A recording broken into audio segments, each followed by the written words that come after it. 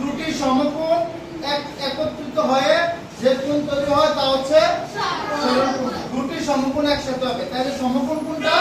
সমকোণ হচ্ছে এটা।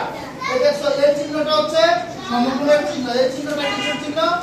সমকোণের চিহ্ন। তাইলে এমন দুইটা সমকোণ একত্রে হবে হয় সরলকোণ। ঠিক আছে? আচ্ছা, যদি কোনো কোণ সমকোণ থেকে ছোট হয়, সমকোণ থেকে ছোট, এটা ছোট না? যদি কোনো কোণ সমকোণ থেকে ছোট হয় এটা হচ্ছে সূক্ষ্মকোণ। এটা কি? সূক্ষ্মকোণ। এটা যতটুকুই হোক যদি সমকোণ থেকে ছোট হয় তাহলে এটা হচ্ছে সূক্ষ্মকোণ। আচ্ছা, তারপরে যদি কোনো কোণ সমকোণ থেকে বড় হয়, সেটা যতটুকু বড়ই হোক সমকোণ থেকে বড় হইলে এটা হচ্ছে স্থূলকোণ। এটা কি? স্থূলকোণ।